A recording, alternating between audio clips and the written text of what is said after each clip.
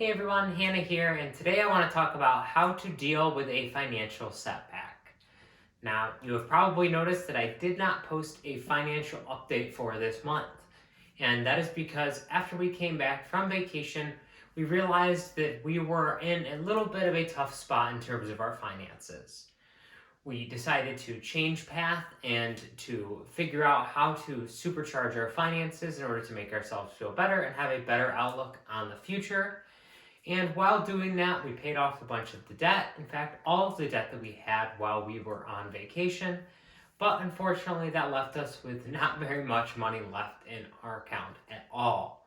In fact, it left us with the smallest number that we had seen in our checking account period since Sage and I have been together.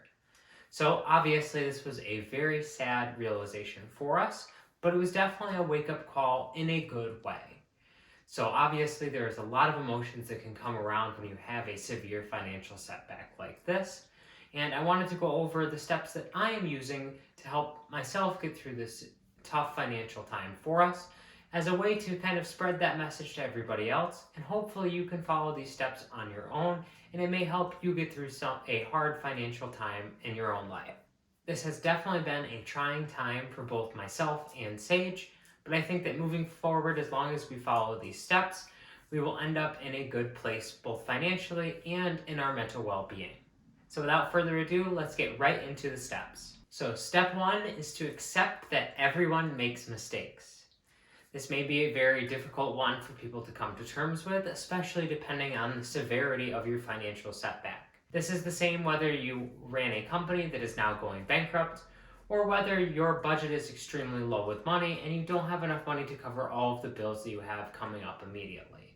The same thing is true in either situation, and every single person on this earth makes mistakes. It's okay, and as a human you need to realize that you are bound to make more mistakes, and the only thing that you can do is learn from those mistakes and take that knowledge and use it in the future to help you prevent making even more mistakes. Step two is to take stock in what you have. Now, this is a very important step because you are going to be cataloging every single thing that you have in your life.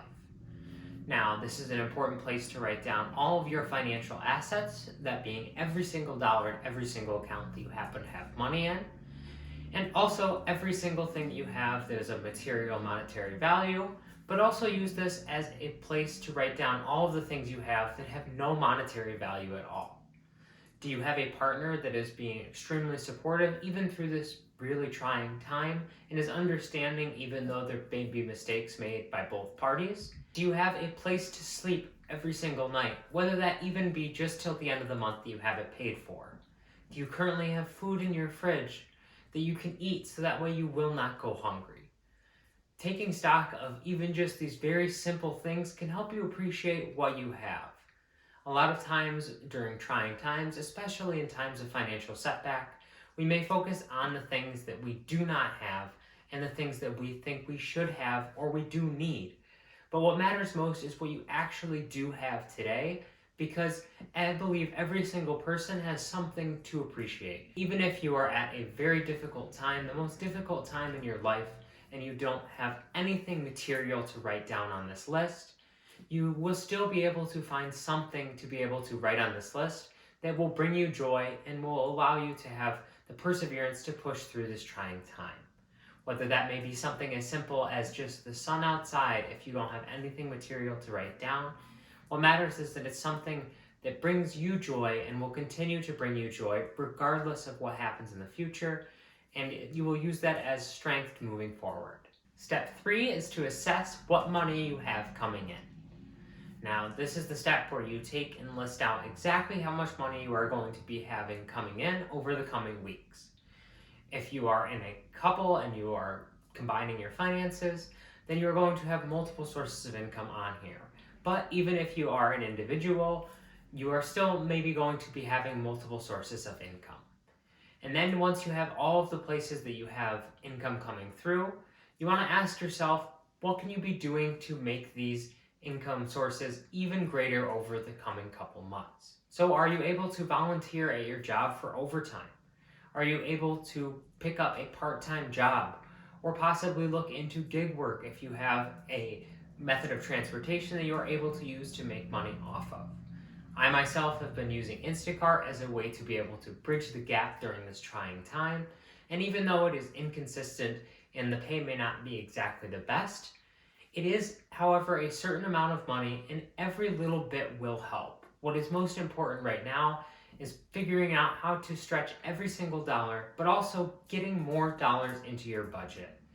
In order to be able to pay for everything you need, when you cannot pay for everything that you need at that current time, you need more money coming in, and it's as simple as that. Step 4 is to create your fresh budget.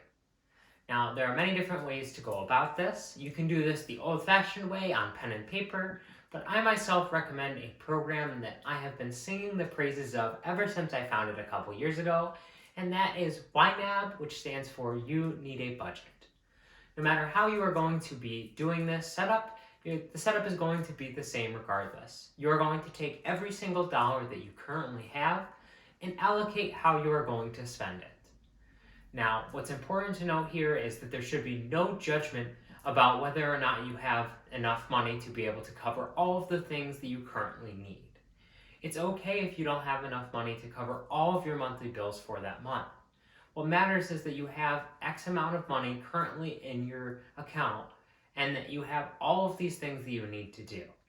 So, can you not afford to pay all of your bills? Well, then you need to be able to make choices and decide where your money is going to be going. Take into account all of the things that you are going to need, such as groceries or gas to get back and forth to work in order to make more money. But what's most important here is that without judgment, you are assessing exactly where your money is going to be going, so that way you have a plan for how every single dollar is going to be spent. Now that you have all of the money you currently have budgeted out, I want you to imagine what you would do if you had more money in your paycheck. Imagine what your next paycheck is going to look like and how that is going to fit in the framework of your budget. Maybe even play around with the numbers and have it look as if you have an extra paycheck and then go back to where you currently are. By setting this plan in your head of what you are going to do with the money as soon as you get it next time, you are better set up to remind yourself of what you want in the future. Step number 5, and what is possibly the hardest part of doing this entire process, is going over this plan that you have created every single time you get paid. There will be a lot of temptation out there, and there will be a lot of things that you feel like you genuinely want or genuinely need. But what's most important is that you analyze exactly what you decided were the most important things that you wanted to have money go for in your budget. You only have so much money coming in every single week, and you have to be able to allocate that effectively in order to be able to pay for all of the things that you need. Now, I would recommend having a list written out of the things that are most important to you.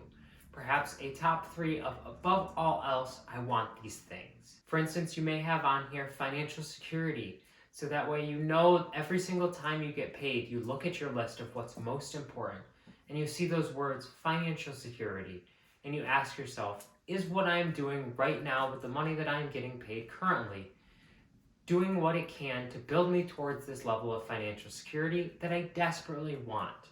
Just because there are other things that I want or may need, what is the best way to allocate my money in order to push myself toward that level of financial security that I truly want? And the final step, step 6, is to discuss your plan with somebody else. Now, this is an extremely difficult part in the process for somebody who doesn't like to communicate to other people about their financial situation or their situation in life in general. But I urge you to please discuss this situation with somebody else. By bringing up your financial situation and hardship to somebody who is close to you, such as a romantic partner, a friend, relative, or a psychological professional, you are setting yourself up for success in the future. Not only are you allowing all of the emotions you currently have about the situation to come right out on the floor and be able to bounce those emotions off of somebody else, but you are also creating an accountability network so that way in the future, when you are going through these issues and when you are getting paid again, that person can ask you, hey, how is your financial situation going? I know it was causing you a lot of stress before. How has it been going the past couple weeks? Have you been doing what you wanted, or have you been falling into your old habits? By having somebody right by your side to keep you accountable, I feel that is the best way to keep you from going back to your old habits, because it is very easy to end up going back to those old habits. But what's important to remember is that those old habits got you to that place, that extremely hard financial place, and you don't want to go back there again. So there we have it. Those are the steps that I am currently using to deal with a financial setback of my own. It's not easy going through these difficult and challenging financial times, but I am happy that I have a lovely wife who is here to support me throughout this entire process. And she is taking full responsibility, just as I do, for our financial lives, because it is, at the end of the day, both of our finances combined. I would like to thank you all for listening to how I am personally dealing with my financial hardship, and I hope the steps that I am using to push through are helpful to any of you get through your own financial hardships out there. If you enjoyed this video, please make sure to give it a like, as it really helps my video grow and spread out around YouTube. I would love to hear any tips you may have for people struggling with financial hardship down in the comments section below. And last but not least, please make sure to subscribe and hit that notification bell. That way you can be alerted every single time I upload a video, and you definitely don't want to be missing the financial updates as they come over the coming months, and see how we are following the plan that we have made. Thank you all so much for watching, and take care.